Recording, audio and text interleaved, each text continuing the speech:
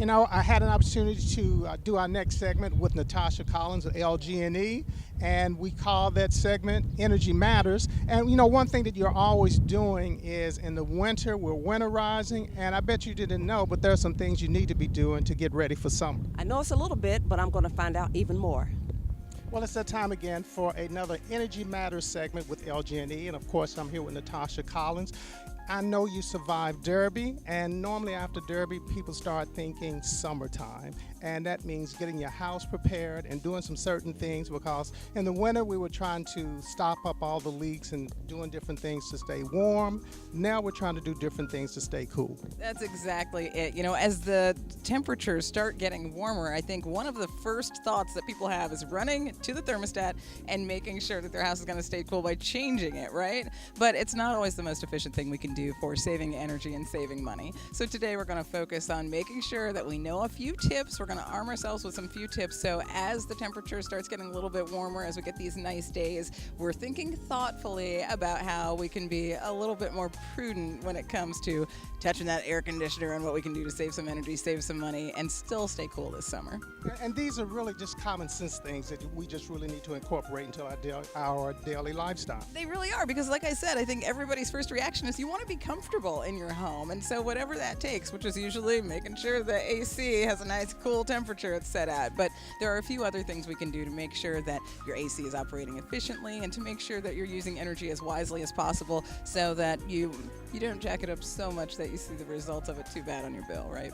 So what's the first thing that we should do? Well, one of the first things, the reason we're outside is because a lot of the energy we use over the summer has to do with what's behind us, which is the AC. So I'm going to put on my gloves for you and show you one of the first tips, which has to do with making sure that your AC is free of debris. So some of that ground cover that might be there, the grass, the shrubs, the dirt, the weeds, things that are around your AC, you just want to make sure you keep it nice and clear of those. So make sure you have some gloves that you safely use your foot. And I would normally help you, but I've been sick. Sure, Max.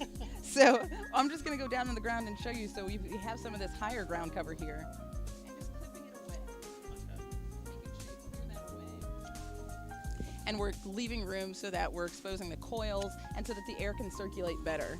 And along those same lines, another great thing to do is to make sure you hose down the AC. So we have a hose over here. I'm going to walk behind you. And the main thing is you want to make sure that you're keeping the air conditioner filters clean.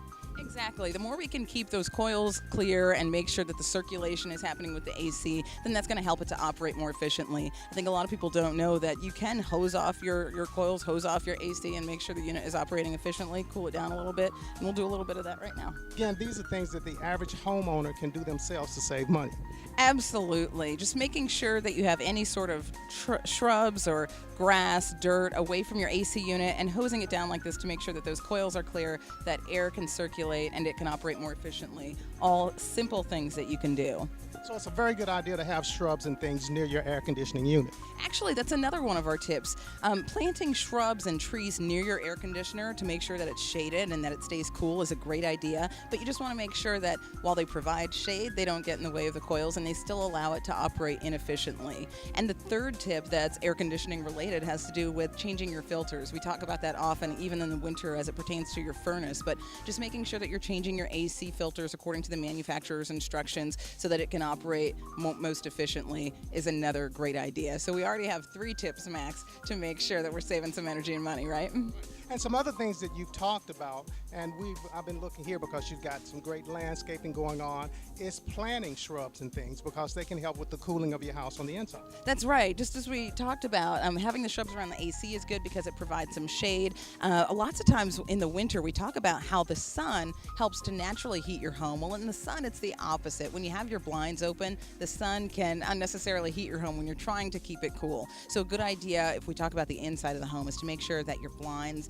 and drapes, that those stay closed so they can help keep the sun out and keep the AC cooling your home. That's one of the indoor tips, along with another one, which would be our 5th tip, is using a fan, because even though we have the AC on, that fan, as long as you're in the room and it makes sense to use, will help to circulate that cool air that the AC is pushing into your home, and the fan will help to circulate it through that room so you can help the home stay cool. So the big issue in the home is always the thermostat. And I know Denise and I go through this all the time. I'm changing it this way, she's changing it that way.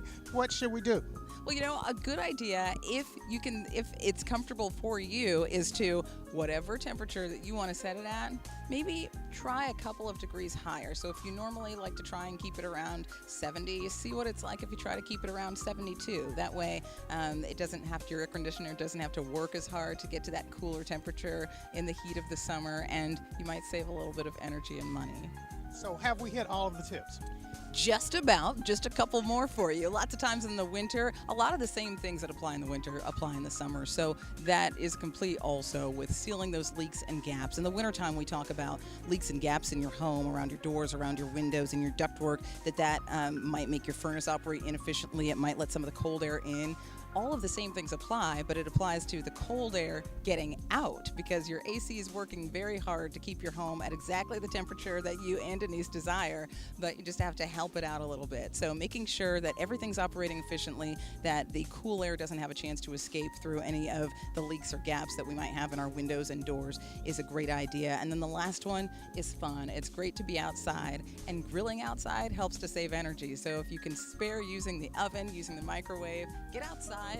Do something like And do some grilling. And you have us here, but this is a great grill, but I don't see anything cooking. Well, that's because I've heard that you are a star griller, and I knew you were going to bring your special spatula, and you were going to bring some, bratwurst, turkey burgers, ribs, all of those things. So I'm going to go inside, start making the lemonade, and I'll let you hit the grill. And I'll do what I do.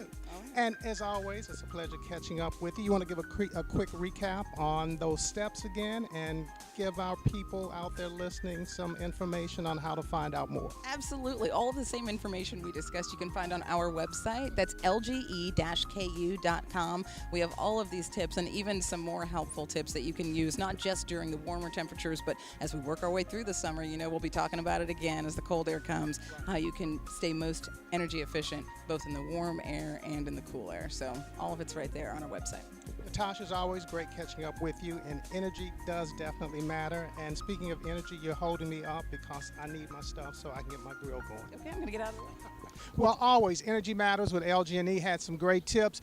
As you transition into summer, you want to keep the blinds closed and, adjust the air conditioning so you don't have to have a big drain on your utility bill. And you can always cook outside, which is something I thoroughly enjoy.